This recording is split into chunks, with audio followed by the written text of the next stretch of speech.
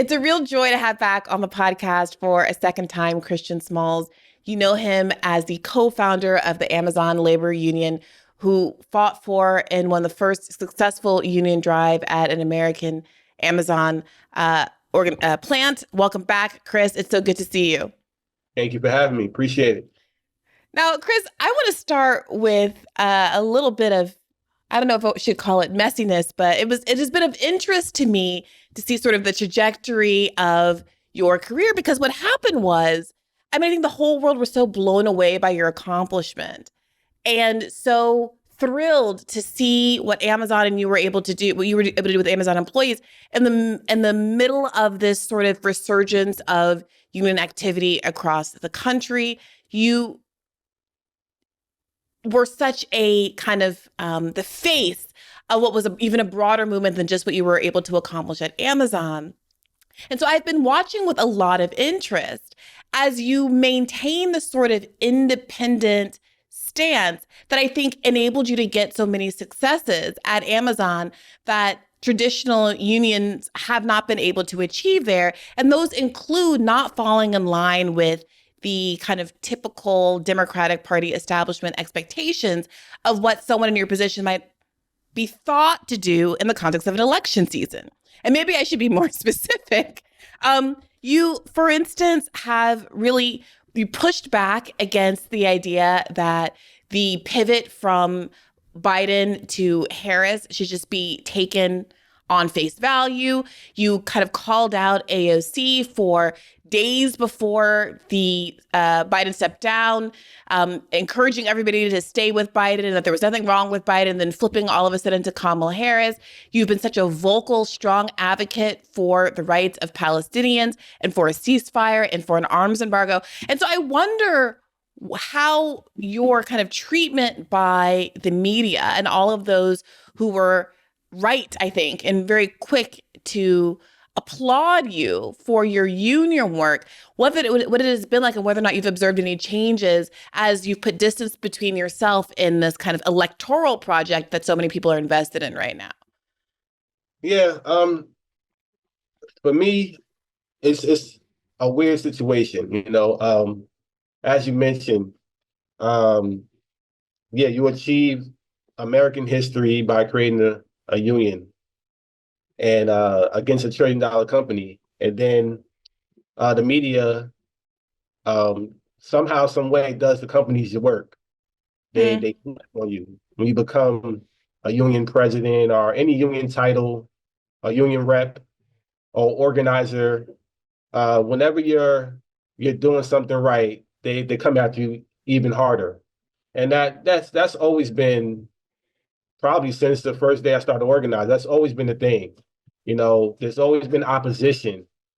But what is sad to see, now that I made my rounds, that even on the left, progressive spaces, politicians that people praise, that even within the left, there's so much division. And there's a lot of gatekeepers, there's a lot of jealousy, there's a lot of hidden white supremacy. There's a lot of everything, even within the left. And I think a lot of people, they really have a tough time swallowing that pill. And I'm just not one of them. I'm just not one of them. I don't sugarcoat anything. I come very direct. And I'm serious about the work that I do every day. I put my life on the line every single day. Despite what the media say about me, people don't even know me that's talking about me, never met me, never hung around me, never organized with me. But a lot of people got things to say. And I'm like, once again, the disrespect of to be a fired Amazon worker and then to be praised and welcomed in, and then have people even on the left now take things at surface value. It's really disheartening, really. So for me, I don't really pay attention to it anymore. I become numb to it, and I just let the work speak for itself. The people that's been around me for the last 4 years since I've been fired, not 2 years ago since we won. We're talking 4 years ago when I started organizing. The people that have been around me day one are still around me. And that's the people that I really care about. And What? also, Yeah. I'm sorry. No, go ahead, please.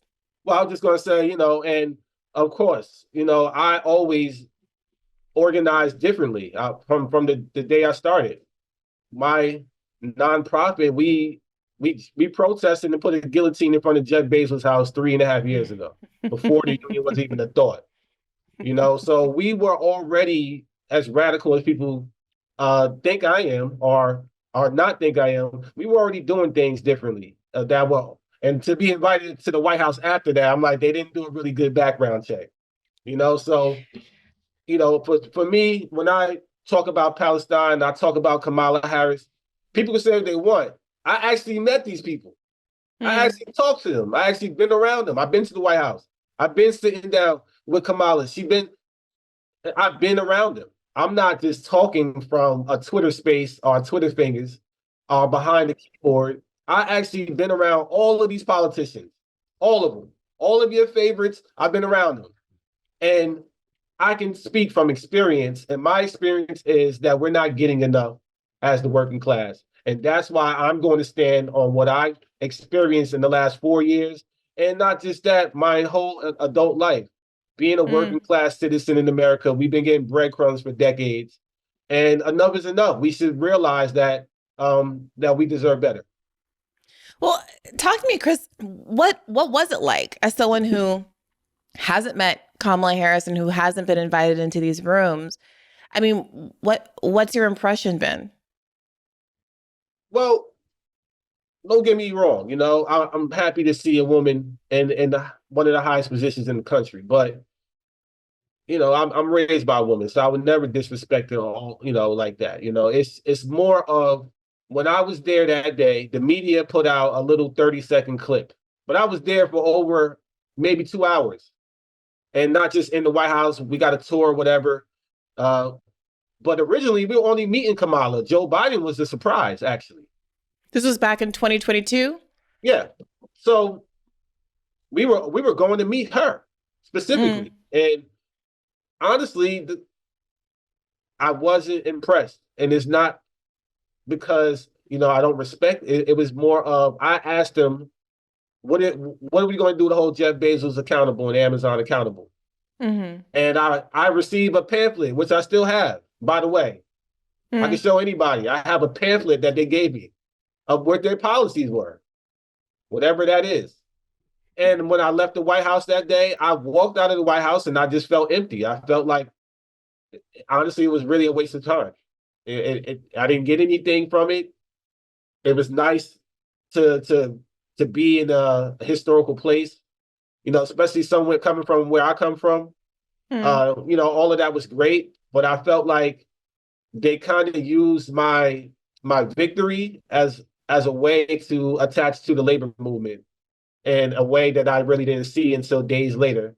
Well, actually, the same day when Joe Biden gave Jeff Bezos a $10 billion tax write-off the same day. So they mm, talk out of both sides of their mouth, and then weeks after that, Marty Walsh retires. He goes to the hockey league. So we don't even know who our Secretary of Labor is right now in this country. mm. I know they appointed someone, but literally, what have they done? So I'm just tired of seeing the breadcrumbs, and I'm tired of getting a runaround.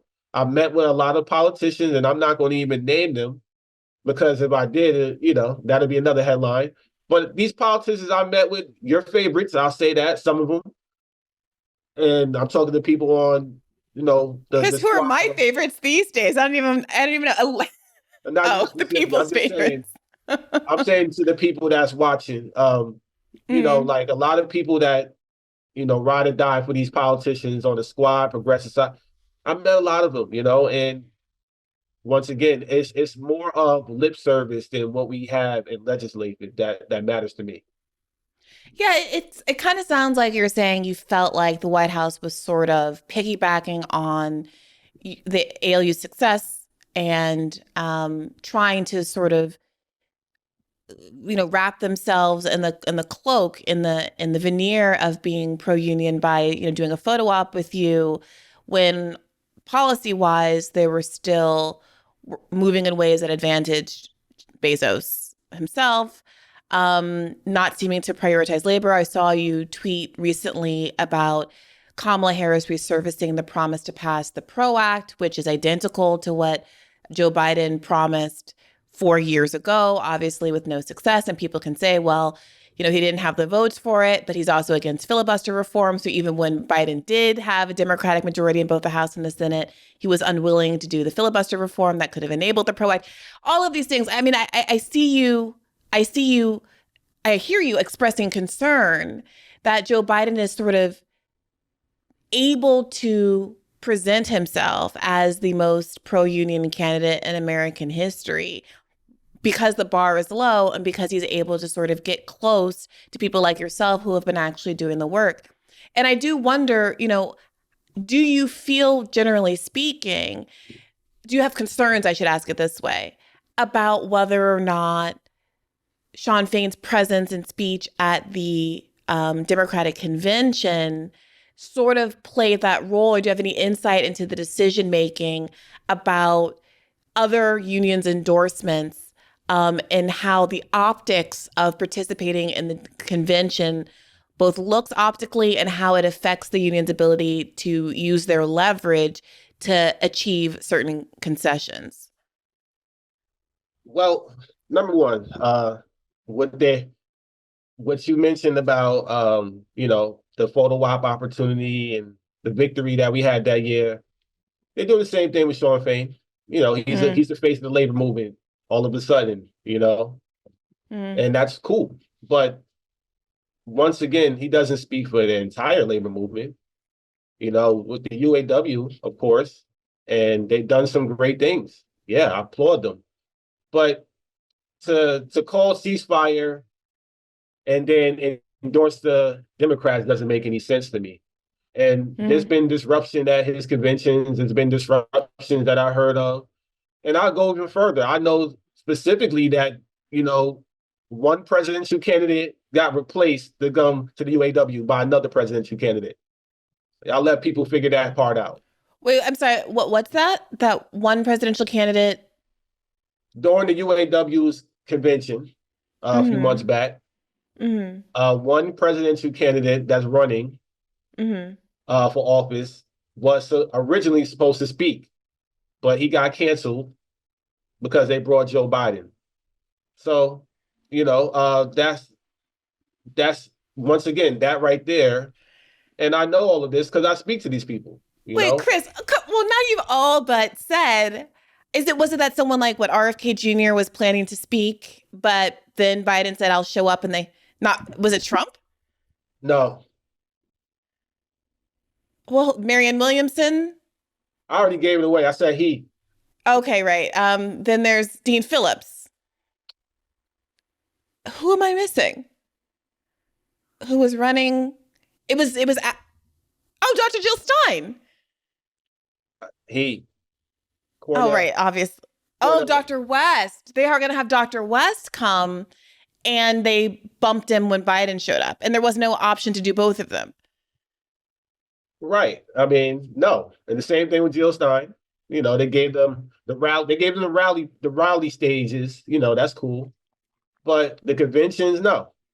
So come on, I know a lot more than that. And then on top of that, once again, the labor movement, we have a responsibility to the working class, not to the corporations and not even to these politicians. We don't have a responsibility to them.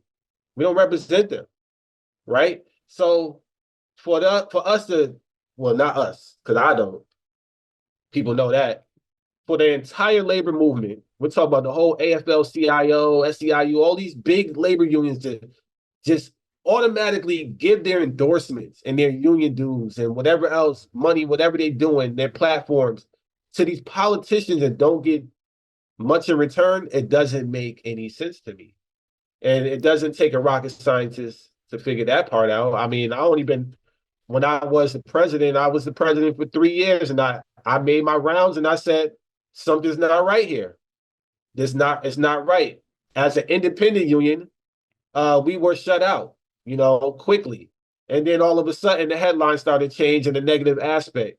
So for people not to defend that and to defend us, I saw that, okay, this is all connected.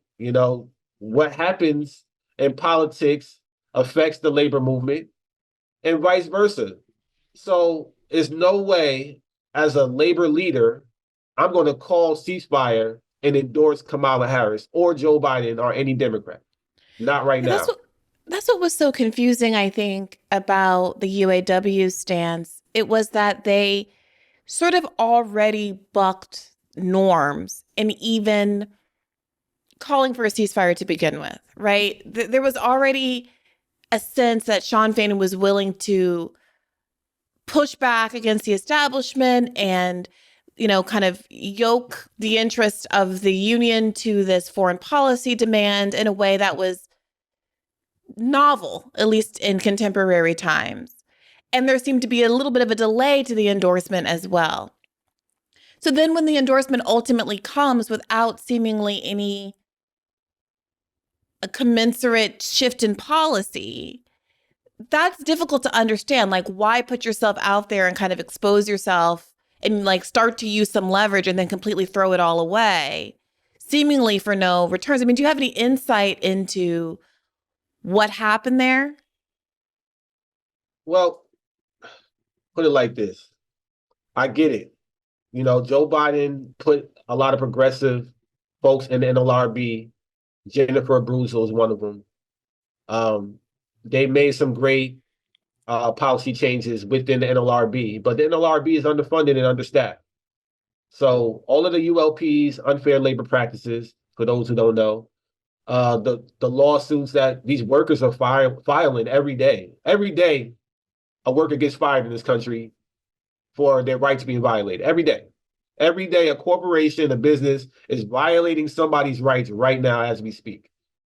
And for somebody to be fired and go through the process and it takes them 4 years to get their job back, or an organizer, myself, for example, that hasn't been put back to work yet, when everybody know I was illegally fired, for this process to take that long, what are the politicians actually, where's the accountability? So not only that, Joe Biden used the Railroad Act. We all know 1945 against the strikers who wanted sick days. We know that. It's right in front of our faces. We're talking about they represent the working class. They had Oprah speaking to y'all. That was wild. And JB Pritzker talking about, I'm a real billionaire. But you got all the unions in the country in that room listening to and clapping at a billionaire. But they represent the working class, and it don't make any fucking sense. I'm sorry for my language, but it don't make sense. You're good. It just don't make any sense to me. You just can't do that. You're crossing the picket line as you speak. Literally, you're talking about representing the working class, and you clapping in there in a convention with a billionaire, not just one, multiple billionaires speaking at y'all, and all of these people taking pictures. I saw all of it. You would never see me standing next to Oprah. You would just never see it. I've been around celebrities, sure, but not by choice. I mean, I had to be where I had to be. But if I had a choice, I'm saying, hell no, I ain't doing that. And that's what I don't see. It's all just ride the wave and ride the bandwagon and take the breadcrumbs and be complicit and be happy that you got breadcrumbs instead of fighting for more or taking a stance and standing on business. We're not doing that, especially not in this country when we're putting out misinformation to the public saying, oh, yeah, 77% of Americans support unions. Sure, great, but only 6% is in unions. They never mentioned that part. Is that nobody's in a union. What are we talking about? New York's a union town. Boston's a union town. Yes, sure. Nobody's in a union, though. Nobody's in a union. Do you think that's part of the issue, that the sort of leverage that someone, even the head of a large, significant union, someone like Sean Fain has, to deliver votes to the Democratic Party is just not what it used to be. and that's part of the tension, the trade-off? No. You know, I really don't. I never met Sean Fain. I met the former president, so I don't really know too much about him. But I can tell you this: people like him, respect him. Um, he's a good leader, and he's definitely done some great things. So I'm gonna give the credit where it's due. But once again, you got to understand all of the things he's doing now. I did it already. How do you mean? I've been around platformed on these politicians. They all call him up. He's flying to different festivals around the world. That I've been there. I've been there, Mm, literally. I know I'm watching, I'm following, so I see what he's doing, and I've seen that I've done it already. And I'm saying, well, okay, cool. He's the face of the labor movement right now in the country because of the victories he had this year. That's cool. But at the end of the day, you got to stand on business. If you got members in your own union calling, you got Palestinians, he has Palestinian members. I know, I speak to them, they're in my DMs, I show up to their rallies. They're disrupting his conventions, his meetings. yeah. So you got to listen to them at some point.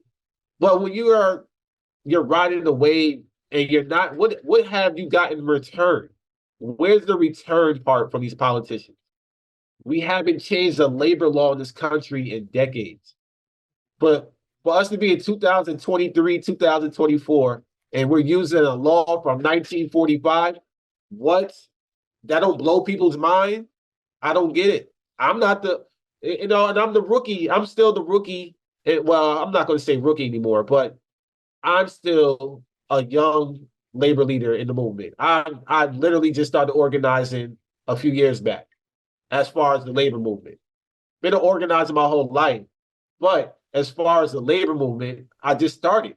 And for me to learn all of this in a quick go around the world, whatever you want to call it, around the country, I don't see why other people are not as urgently expressing themselves the way I am, because we're really running out of time. We already ran out of time now. We're too late in the game because we're already conflicted on this situation with the presidential election. So we have to organize like hell right now, but we also need to fight for something better and something different. I mean, what does that mean in your eyes? Is the ALU planning to make an endorsement? Have they made an endorsement? I know that you have been very open about your interest and support of third party candidacies, but is that a sentiment that you've observed is common among the rank and file? So once again, when I say I do things differently, this is what I did. Sure. I invited Jill Stein, Marion Williamson, Cornell West, Claudia De La Cruz to my union hall to meet with the members. That's what I did. And Hmm. then I allow the members to choose. We don't endorse. I don't force it on them. I show them the options. I introduce them to these people. They like who they like. They vote. That's how it should be done. That's a democracy to me. So, and for those who don't know, Staten Island is Trump Island. It's the only red borough out Hmm. of the five. Hmm. So I invited 4 presidential candidates to Staten Island. That's what I did. Other unions, they don't do that. The Teamsters, they did things differently. They invited Trump and they invited Biden. Biden declined. Hmm. I don't know why he declined, but he declined. Kamala took the meeting. I think they just had it or it's coming up, one of the two. They're doing things, they're lobbying on both sides. That's on them. The ALU/IBT, because of our affiliation, under the ALU's contract, when I was the president, uh, under our constitution, I'm sorry, under our constitution, we didn't endorse politicians. That's just what Hmm. it is. We were independent in that aspect too. The affiliation agreement that I signed with the Teamsters retains that uh, autonomy that we have, so we can choose to go as we please, pretty much. Okay. Can you walk me through? I mean, did you entertain the idea of inviting Biden, or I don't know if it was Kamala or Biden at that point, and or Trump? No. Why is that? If it's not for ceasefire, no. Absolutely not. My union, myself, we already put out a statement day one. The early days, we were one of the first unions in this country that were vocal about it. And yeah, we don't get the media attention that we deserve. People not following the right way. But I was in Berlin October 7th last year. Hmm. For those who don't know, Berlin is one of the largest Palestinian communities outside of Palestine. Hmm. 40,000 of them live over there. So I was over there for an entire week watching Palestinians get kettled in by Nazi police, carried away, dragged away from their families, their children, right in front of me. I was going to rallies every day. It was so loud, the police force, that we couldn't hear each other talk right next to each other. Hmm. They set up tables just like the Holocaust. And this is Germany, by the way. I was Hmm. there. So I went to my social media and I lost 7,000 followers the next day. And Hmm. I shared the video on my Instagram, on my Twitter, and I lost thousands of followers because I was sharing my experience. I didn't even know what was going on. This is October 7th. So when people were in my DM saying, I supported you during Amazon, but this is not it, I was like, Hmm. oh, that's what time we on? Fuck y'all. Because guess what? I know what I saw. And I know what these people are going through. And there's no way in hell I'm going to ever support that. When you said they were setting up tables, what do you mean? What were they They were doing? arresting them. They were arresting them, throwing them in paddy wagons, throwing them in zip ties. We couldn't say free Palestine. We can't say that in Germany. Can't say that in Berlin. Yeah, I remember. You I say free remember some of Palestine, you that. get dragged away. You can't raise no flag, you get dragged away. I seen it. I was there. These are my videos from my phone that I shared. And I lost 7,000 thousands of followers. And then I gave them back the Yeah, I'm ones, the sure you. right ones, I'm sure you you did. know. Yeah. So I started to realize, okay, this is going to be more than labor. And when I realized that, I had a choice to make. I can either wait for it safe like the other unions, or I can be vocal about it and stand on business. And that's what I did. I stand on business. Other unions, I let people figure that shit out. But other unions waited for when it was safe. Months before they said anything, they waited for the Democrats first. Was it the other way around? You had people, of course, you got members, you got people within unions that, of course, disrupting, being vocal day one, but they're not the heads of these major unions. Those are the ones that make decisions. And a lot of them waited until it was safe. I did it. Yeah, I think a lot of us are experiencing, I mean, we've been experiencing it this whole almost year now, where there'll be waves of quote unquote new reporting that are talking about events that were reported on by Palestinian journalists and others who just have more courage abroad, outlets, independent outlets, people like the Gray Zone, Electric Intifada, and the like on day one. And we just went through one of those rounds where now, all of a sudden, people are talking again about new reporting validating that the Hannibal Directive was used and that Israeli forces killed hundreds of their own citizens on October 7th. This is not new news. This is, I think, the second time I remember in the last couple of months that there's been a wave of this quote unquote new reporting. And so, on one hand, there is this kind of validation where it's like, yeah, I'm so glad that the mainstream is now covering this. But on the other hand, we can all remember the slings and arrows that we experienced as we tried to tell the truth at a time when it was a little less convenient, a lot less convenient. And it does seem deeply unfair that some of us are wearing the battle scars of doing our jobs while the legacy media gets to swoop in after the fact and act like they're doing real reporting here. Um, I do want to ask you, I know that you attended the convention, is that right? No, You absolutely didn't. not. Okay. All right. I thought that you were you went even if you weren't, you welcomed it. A lot of people went just to kind of cover it and be in the crowd. Nah, I wouldn't even waste my time. I know Okay. if I was going to be there, I would have been outside protesting the whole time. I would have never stepped foot in. Yeah. Yeah. Well, let me ask you this. We're recording this. our timing is a little wonky. Hours before the first and maybe the only presidential debate. And I do wonder if you have any expectations from Kamala Harris, specifically whether she could say anything with respect to labor that would be useful. Um, if you are very skeptical that she is going to be a champion of various issues, I'd be interested to know if there's anything that you would like to hear from her that we can be listening for, or that people can reflect on when they're listening to this to see if she actually hit any of those marks whatsoever. I mean, what do you think is going to happen tonight? What you see is what you get. I Mm, don't expect I don't expect nothing. I expect the same thing, which is she's going to say the right things that people want to hear. I support labor unions. We're the most pro-union administration, blah, blah, blah. I know what they're going to say. They're talking points. So am I excited about that? No, absolutely not. And is it really a debate? I mean, no live audience, no questions from working class citizens. I don't know what we're witnessing anymore. This is not a real democracy anymore to me. That's how I feel about the yeah. entire thing. I don't remember growing up as a kid seeing debates like this ever. Mm. So people just accepting whatever they want now. They just accepting it, and I just don't.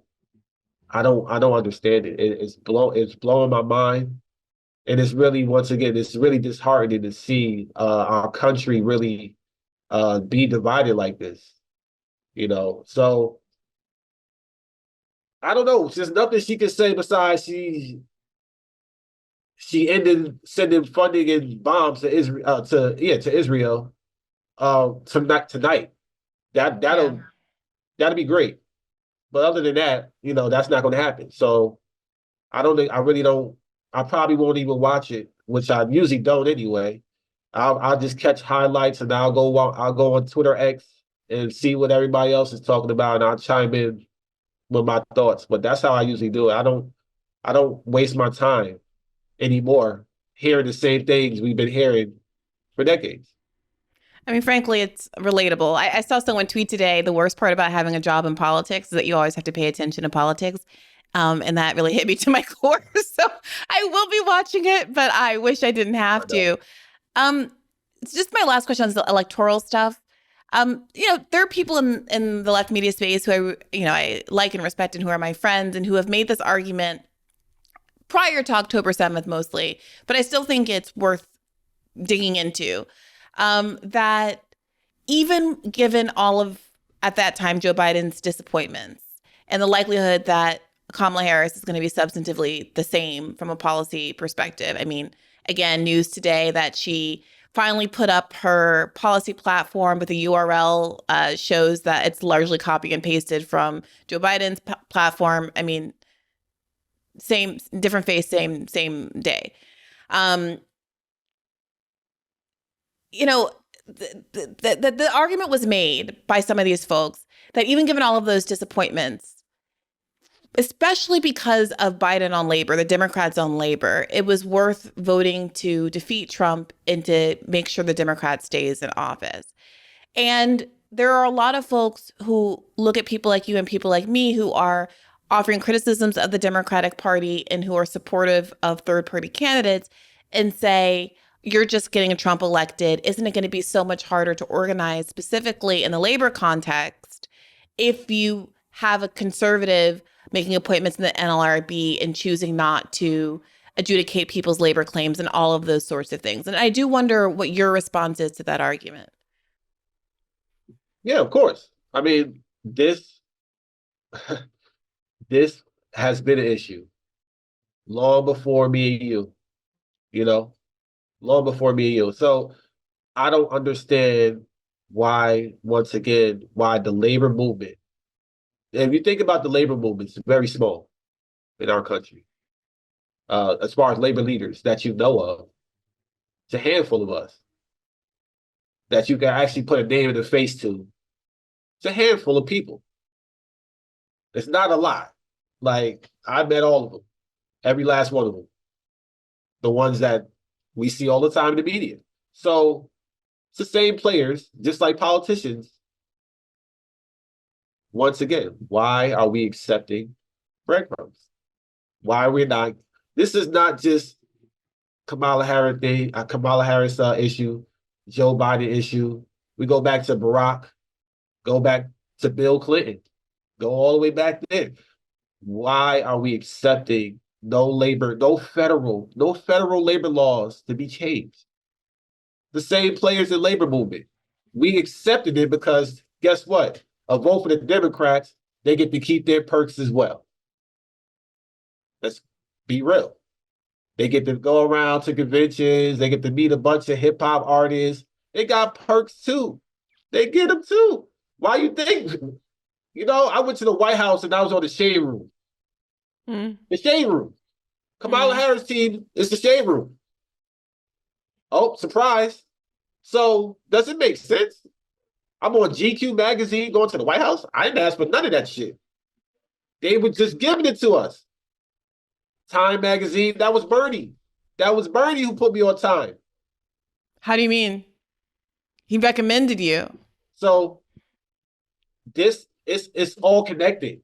The music industry, hip hop, Kamala Harris had Megan Thee Stallion. Y'all see the pandering right in front of us. Yeah. But there's no legislating to help us. None. We're getting breadcrumbs. So I don't know. I just put out the facts. These are facts. And I let people their own decision. That's really how we are right now. We're at a point where people really gotta take a real look at what they're voting for. If you ask yourself, what are you actually voting for? It'll make sense to you. But people don't do that anymore because of the sheep mentality. Oh, the unions endorse them, we all got to ride. Oh, we got to save democracy. You know how many times we heard that? Since I was 18 years old. I'm 36 now. Yeah. Yeah. I mean, I do. I mean, the people listening to me on this podcast know my argument about this stuff, that even if you are not someone like myself who thinks there's an affirmative good in supporting third parties because we have to break the duopoly, even if you want the Democrats to win because they're going to quote unquote defeat Trump and it's important to keep Trump out of office, my argument would be that by making demands of them, you are showing them that the road to beat Trump and to getting your vote is to move left instead of right. And that the options aren't criticize Kamala and enable Trump. No, it's criticize Kamala. Kamala improves, and then people can feel free to vote for her because she's changed her position on Gaza or any number of other issues in a way that would actually make her more electable. There's some, I think, polls that are probably worth citing that are new that shows that overwhelming majorities of Democratic voters in the swing states that she needs to win want there to be a permanent ceasefire and an arms embargo. So this isn't me hoping and wishing for my, little niche lefty desire. This is literally an argument for her helping herself, and she still won't do it. The Democratic Party is still prioritizing arming Israel over winning an election. That being said, there still are a lot of people out there that specifically will sort of leverage labor interests to justify voting for the Democratic Party, despite any other criticisms that they might have for the Democratic Party. And I got to say, it's probably the most compelling argument to be vote blue no matter who. But ultimately, when I listen to you talking about the general stagnation of labor in this country over the course of your lifetime and beyond, that I can't help but think that that's been enabled by an unwillingness, frankly, to ever lose. And I know that's a lot for me to say, like, who am I to say? Because I'm not the one that's going to be the most significantly impacted and imperiled. I'm not in a union, all of those kinds of things. But I can't help but read that into what you're saying. And I want to give you a chance to push back if you disagree with any of what I've said. Well, I'll just say it like this. Labor unions in this country, we have done some great things in the last few years. Hats off to everybody that's been fighting for the working class. But union density, which we always fail to talk about, is still on the decline. The jobs that Biden, Harris are creating are ununionized jobs. And now we got a bigger threat. We got AI that's about to eliminate 45% of jobs in the next few years, 50% of jobs. Where is the sense of urgency that you getting from the Democrats right now? So we need something different. We need a Labor Party. 70% of Americans don't have a passport. They've never been to other countries. I was one of them. I got my passport at 35 years old, literally 2 years ago. So I'm sorry, 34. Just had a birthday. So just 4th of July, right? understand, yeah, 4th of July. So to understand that in other countries, there's a Labor Party, there's higher union density. Sweden, shout out to Sweden, that's shutting down Elon. 90% union density is possible. It's possible. They have stronger laws. None of these unions, and I'm sorry, I'm putting all of my union people on blast a little bit.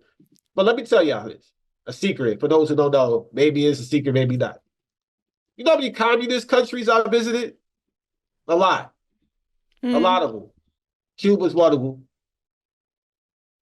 You know, your labor leaders, some of them never step foot over there. And I'm not talking about Cuba, but other communist countries with strong unions. Strong unions. I was one of the first American presidents to ever step foot in some of these countries, the communist countries, to learn how they've been unionized against Amazon for over a decade. Amazon works with unions. It's a fact. It's a fact. So when people throw shade and say, "Oh, I'm globetrotting, I'm doing this, I'm doing that," I'm actually learning what the difference is of what the hell's been going on here and what they got going on over there that's working. Do you think you've picked up? Oh yeah, I've learned so much. Oh my God, it'll blow your mind. You know, I could be here all day and night, but people will just have to. Once again, I let my work speak for itself. I don't even got to explain it. People going to have to see it. But what I want people to know is that labor leaders in this country, Sean Spain included, he's in Belgium right now, I think, at Manifesto, the festival I did last year. Shout out to Belgium, Brussels. He's over there right now.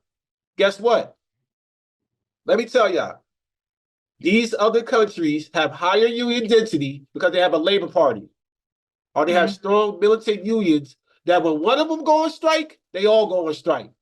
500 of them go on strike. I'm going to Greece next week where the students are on strike right now. But you know who's out there with the students? The nurses, the doctors, the dockmen.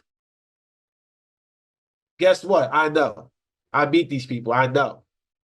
The president that shut down Paris, that everybody was raving about over here when they shut down Paris, I met the man. I shook his hand. Got a picture of him.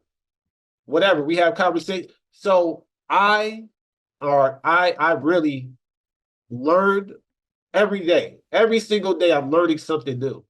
And what I learned is that we're not getting enough here. And we're not doing enough. Even as union organizers, there's always more to fight for. Always more to fight for. So I just do the best I can with the little bit of platform that I have left. But I let the work continue to speak for itself. And I hope that other labor leaders, whoever's up and coming, the younger generation, I hope they do the same thing. I hope they don't do what's already been done or what hasn't been done and hasn't been working. I'm sorry, but the Democratic Party is not it. It's not it. Chris, you kind of mentioned in passing that some people have accused you of gallivanting around. You obviously co-founded and were president of the ALU, but you're no longer the president. There was a move to have elections, if I am understanding correctly. Yeah. And there's now a different president. I wondered if you could walk us through sort of what's been happening at ALU basically since 2022, or at least in the most recent sort of year or so. Yeah, I mean, listen, I was never running for president. I was always an intern, for those who don't know. People, I guess when they see black leadership, they get threatened so much. They get frightened that this black man that came out of nowhere is going to have this big ego, and I look like a rapper. I was a rapper, this, that, and the third. People want to throw me in all types of conversations. They don't know me from a hole in the wall. And as a union president, uh, once again, I was skyrocketed to this platform that I didn't ask for from an Amazon worker. I'm an Amazon worker in the warehouse. I didn't ask for any of that. I just did the work that I thought was needed successfully, but it happened. History was written because of that. As an intern president, I'm proud of the 3 years that I served. I'm proud of everything that I've accomplished. I only led one campaign. That's JFK Staten Island.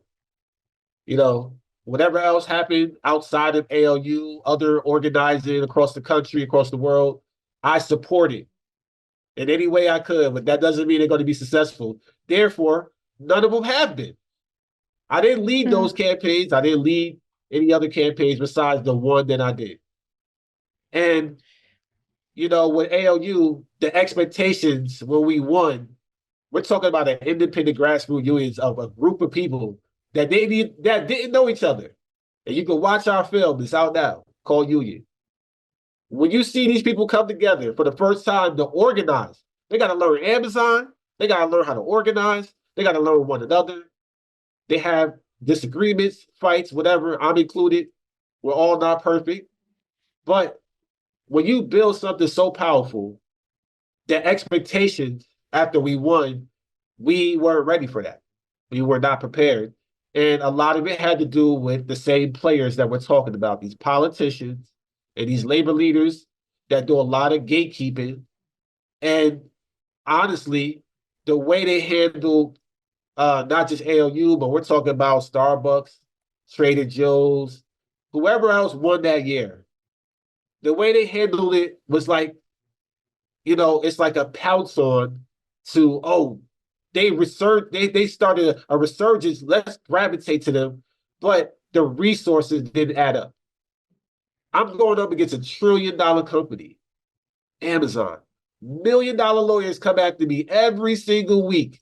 I've been in federal court, I lost count so many times against Amazon, right? And where is the support from everybody that was clapping when we won? And not only that, our NLRB, to add even further to it, our NLRB, they've done great things. They held Amazon accountable. They gave us our certification. They did the right things. But to go 3 years, right now, as I speak, we do not even have a bargaining order under the most pro-union administration. Where's our bargaining order? And so, what's the holdup? What kind of logistically? Amazon, you know what the holdup is? They allow Amazon to appeal 1,000 times. We've been in court spending tens of hundreds of thousands of dollars every year on legal fees. For an independent union, what union in history is going to survive like that? None of them. None of them.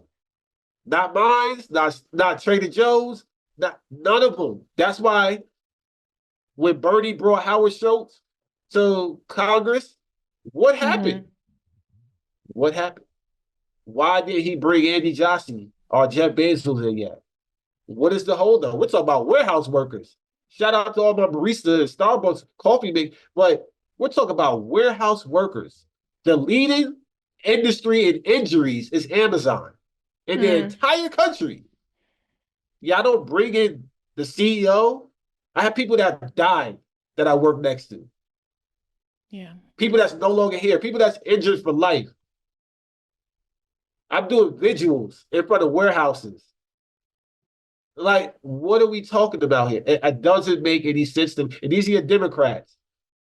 It just took me a while to understand what I was really dealing with outside of battling just Amazon. We're not just battling Amazon anymore. So you're saying it was helpful for Bernie to bring the Starbucks CEO in front of Congress for a grilling, and that got kind of that was helpful in their. Yeah, it moves the needle a little bit for them to get to a bargaining, which I believe they started the process and not already have been bargaining. And so your question is why the same hasn't happened with Bezos. Are you in contact with Bernie? I mean, he's the one who at one point was recommending you for the cover of Time magazine. Are those channels of communication still open, or are other Congress members, squad members, whomever, And able to push in that way? no, I don't talk to any of these politicians anymore. And Do they it's not not answer why. your calls, or do you just feel that there's bad blood? Put it like this: the last conversation I had with Bernie's team was some DMs on Twitter or something. When I went vocal and said, "Why don't y'all bring Andy Johnson?" It's a tweet that y'all can find somewhere. I said it when it happened, and then somebody from his team DM'd me was like, "Hey, Chris, we saw your tweet." I said, "Okay, cool. What y'all doing?" I haven't heard from him since. So this is Bernie's people. Mm. Bernie, cool guy, whatever. But I don't, I just don't sugarcoat stuff. I really don't. And a lot of these politicians, once again, is lip service. I give them the playbook. I say, yo, why don't you bring Andy Jassy in? Why don't you go after them for antitrust? There's so many different things you could take Amazon apart for right now, and it hasn't been done. So for me, the organizing on the ground is where it always matters. So I am happy and content of planting the seeds. It's going to be a lot of seed planting, and it's been happening. We have over 25, 30 campaigns in the country right now against Amazon. With Amazon Teamsters, with California, with Kentucky, with North Carolina, New York, New Jersey, wherever. All over the country, campaigns are happening right now against Amazon. Even in other countries as well that I've been a part of. Day one, Coventry, UK, Canada, I've been there. So I plant the seeds, and I'm going to continue to plant the seeds. I'm just hoping the legislative follows that. There should be accountability, especially when you got Biden and Harris that keep saying these same talking points. We keep hearing them. Okay, I'm going to hold you to that. I'm going to hold you to that. What are you going to do right now? And that goes for Bernie. It goes for anybody. I'm very direct when it comes to fighting for the workers. And is there anyone who has been helpful still legislatively, who is in open communication that's still kind of been there for you? Well, it's not even about being there for me. It's really about being there because it's the right thing to do.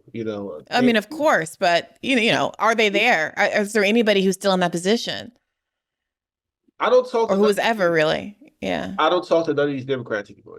Honestly, I don't even want to call them. I really because I know everything I say it becomes a whole thing. If people really knew the conversations, the one-on-ones I had, they'd be very disappointed. And that's just these politicians know who they are. If they watch it, if it gets to them, they know who they are. I don't need. And then I have people texting me, telling me, "Oh, well, I saw you need to." They try to put a muzzle on things. I'm not with that. I've never been like that. So for them to even try, they don't try me like that. When people see me, when they see me, and the reason why you won't see me in certain spaces is because they are afraid of me. They're afraid of me. I don't know why, but they're afraid of having somebody in the room that's not for the bullshit. And when I see some of these folks in New York, when they come to New York, they run into me sometimes when they come to New York. And when they do, they be surprised. They can't even look me in my fucking face. And I'll be looking at them like, you're selling out. You know you are, but you can't look me in my face and have a conversation. I just don't have no respect for it anymore. So, you know, uh, it's not even about me. It's really about what they're doing. And I'm tired of like seeing what I'm seeing I go out to warehouses, impoverished communities all the time, homelessness, dangerous communities all the time. I'm in the streets. Everybody can tell I'm in the streets. I'm in there. Anywhere I go in the world, not just here in America, in the world, I'm in the streets. I don't do the tourist shit. Never. That people tell you, never. You would never see me doing tourist shit. So when I see these politicians get on these platforms, get on TV and gaslight, it really bothers me. It really bothers. But I can't be the only one being vocal about it. I need other people to say, you know That's what? such a responsibility. Right. So Hmm. I already carry a huge burden, a huge plate, responsibility, whatever you want to call it. I already do that. But if I have to do what I have to do to shed light, like I have this debate with my mom right now. You know, me and my mom still butted heads over it. But that's fine. At least she's starting to understand where I'm coming from. And that's what we have to get to here. It's the understanding that there is better out there. There is other options besides Trump. Just because you're not voting for Kamala doesn't mean you're giving it to Trump. We got to start somewhere. We got to break the cycle. And most importantly, we got to break our chains. We got to break them. This is not this is not life right now. We see it. They're playing in our faces. And I don't know how much more facts do I have to present when people can see it for themselves. That's so relatable. I really thank you for saying that and for joining us today. I find that to be so relatable. Both the kind of dissonance that I'm experiencing when it seems like everything is so obvious. The riggedness of it all is so obvious. The hypocrisy of it all, the injustice of it all, both in terms of domestic politics and what's going on in Gaza. I mean, the Gaza issue, I think, is so sort of dispiriting to folks because I mean, as leftists, we're used to for years having trying to explain to people, well, this is how power works, and this is how corruption works, and this is how money in politics works. And they're trying to convince you to vote for these people because it's like a brown face or represents this community. And I know you like that, and I like that too, but it's not. They're not actually fighting for those groups. And we've been trying to like demystify politics for years and years, and then our government goes and does something that requires no demystification. They just drop 2,000-pound bombs on 10 cities, and it's all out in the open. It's right there. We can see it on our phone. And even still, that doesn't move the needle in the way that you would hope it would. Even something so obvious happening. And so then that's where I've been thinking about why I have felt so stuck in the last few months. And I think that's part of why. What do you do as a person who's a professional communicator when it's very obvious that the job isn't anymore communication? Like everybody knows, but choices are being made because you just don't have the power to change the outcome, to influence them in a different direction. It's the same as when we were talking about Medicare for all, and the Democrats would say, well, we just got to convince more people. And I would say, no, we don't. 88% of Democrats support Medicare for all. This has nothing to do with persuasion at a certain point. It has to do with people who have control of power being unwilling to shift the status quo.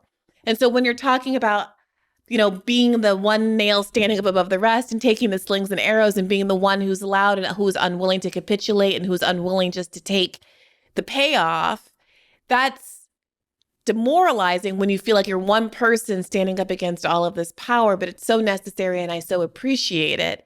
And I also have some hard conversations with my mother where she asks, is this is how you want your life to be? How much stamina do you really have? But that's all to say that I really appreciate your courage and your commitments, Chris.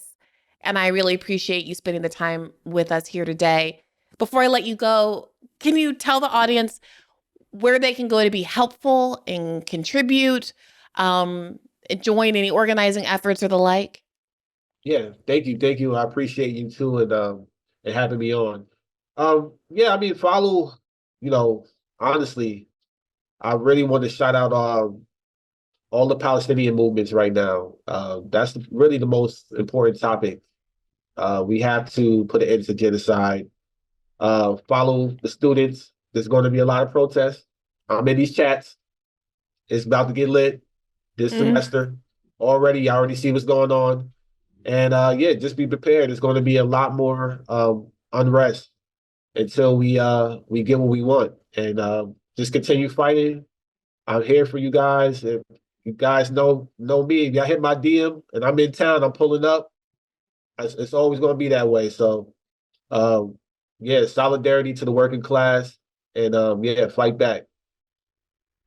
All right, Christian Smalls, thank you again. And thanks to all of you for listening to this episode of Bad Faith Podcast.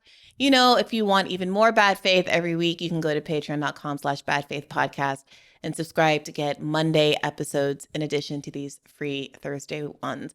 Thanks again. Take care of yourselves. And as always, keep the faith. Hey YouTube, thanks for watching. Just a reminder that this is a podcast. You can catch an extra premium episode every Monday for $5 a month at patreon.com/badfaithpodcast. That's patreon.com/badfaithpodcast for $5 a month, an extra episode every week. Additionally, please do consider liking this video, subscribing to this channel. It helps us out. It helps independent media beat the algorithm. We appreciate you. And as always, keep the faith.